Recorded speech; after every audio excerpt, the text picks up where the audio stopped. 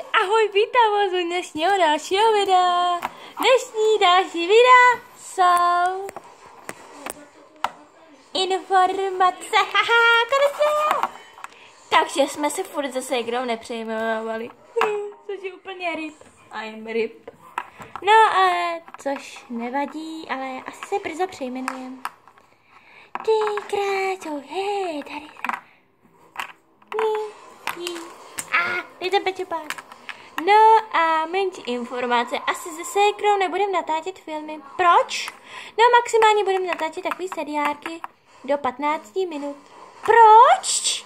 Protože ségře to nechce povolit. Prostě musím si nastavit nějaký YouTube. No jo, to je blbý. Ty krás. A plánujeme nějakou sérii filmíků a plánujeme, už chceme to vážně natočit, nějakou sérii o chudé rodince. Nevím, jak se to bude jmenovat, ale zase kdo to nějak vymyslíme. A asi hlavní postavy vám můžu představit, takže to bude teda Mia,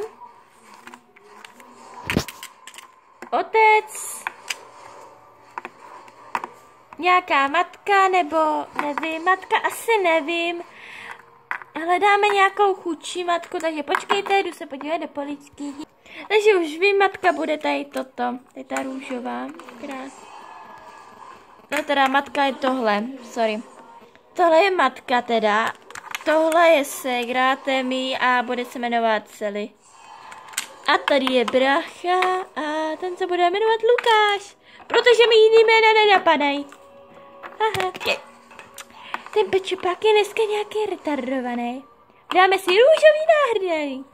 To je kouzlo, že? Mám růžový náhrdelník, svek by dát mi.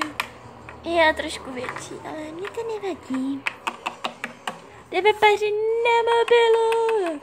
No vlastně oni jsou ty informačky, že? No tak jdeme na další informace.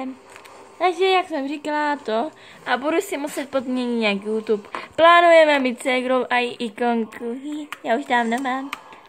Já miluju live streamy.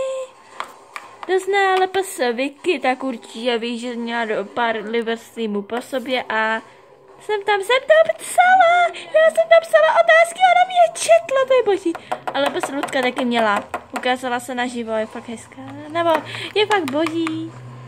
Svek, ne, čácebe, já jsem dneska trošku zvolená, tak ahoj.